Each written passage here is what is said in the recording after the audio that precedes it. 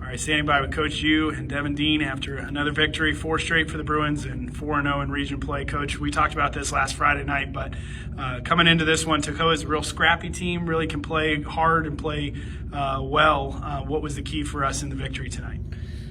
Yeah, this is the most athletic Toccoa team I've faced and the deepest. He hasn't really used his bench a whole lot, and he's using it more this year.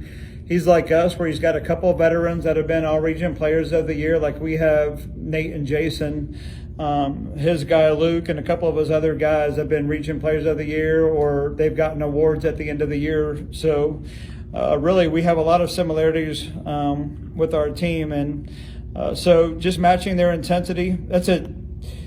Their record does not portray how good and athletic they are. I think you saw for most of the first half how tight the competition was, and while we had a 20-point margin there for a long time, we really couldn't ever get too much ahead of that, despite all the pressing and stuff that we were doing. And so that's a credit to Toccoa and their staff for coaching their guys well. And that's not a team I want to face in the region tournament. We'll get to Devin here in just a second. But one thing that I'm finding really, really exciting about this team going forward is that, we came into last Friday, and Eli comes out and drops 34. Tonight it's Devin with 24 and other guys with 17. I mean, we really have probably 7 to 8 guys who could go off for 20 to 25 points on any given night. Just talk about how that really presents a challenge for defenses to scout and prepare for when they have to really guard everybody.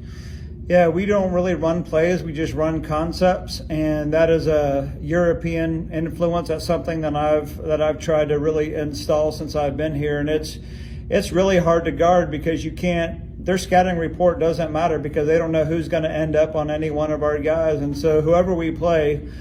But they basically need to have 8 guys that can play really good defense, because we're going to have a mismatch somewhere on a lot of nights. Maybe not in some of the D2, D1 schools that we play, but at the D3 schools and at our level, we're going to have mismatches. And when we keep that ball moving, we're just constantly trying to probe and find who's got a mismatch that they're able to drive with. And this young man did a great job tonight, scoring 24 points. He had a really good game where he would have been the post-game interview when we were down there at Johnson, but we don't really do that on the road over Christmas break. But this is not the first game that Devin's really played well, but it's a first home game where we've been able to do a post-game interview. So I wanted to bring Devin in here tonight because of how well he's been playing. Devin, let's talk a little bit about it tonight. Eli went off on Friday, and he came into the game tonight and got 2 quick fouls, and a couple other guys went out with foul trouble. And really early on, it was kind of attached to you because you kept being on the receiving end of those passes. So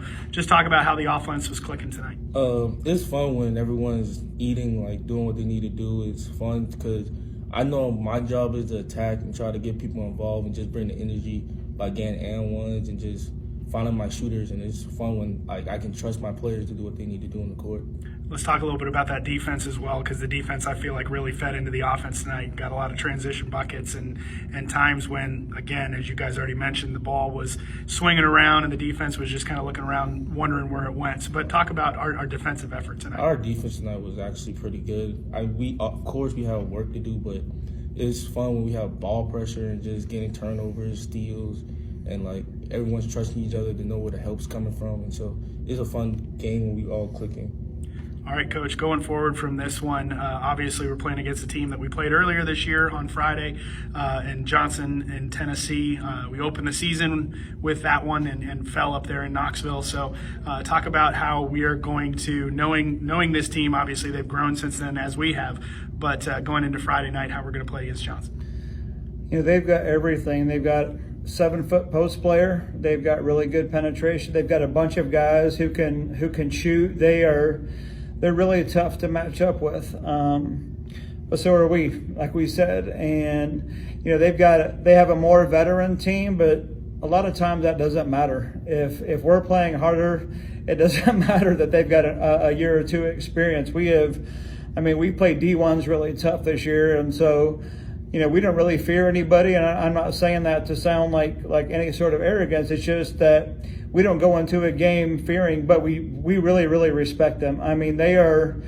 I told our guys earlier this week that they are while they're just ranked one ahead of us, really the 3 or 4 teams ahead of us, I think the top 5 could all potentially be number one. It just goes on what week it is, and they're as good as anybody else. I mean, they were the last team to beat Grace last year. They beat Grace in the region championship before Grace came a week later and won the national championship. And so if you're good enough to beat the national champion a week before they become national champion, you need to be respected. And they didn't lose anybody from that team, and they have everybody back. So, but again, finishing with us, we are over 50% from the field, 40% from the 3, 82% from the free throw line. And this young man especially, I wanted to say that before I introduced him, but 5 out of 6 for free throws. What were you in the last game? 8 for 8. 8 for 8.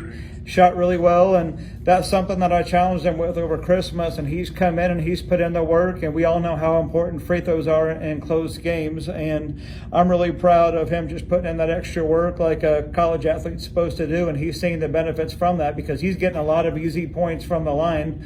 13 points in the last 2 games, just standing there shooting it with nobody guarding him. And that's an easy way to average double figures, just being able to make your free throws. So I'm happy with where he's at. I'm happy with where the team's at shooting-wise.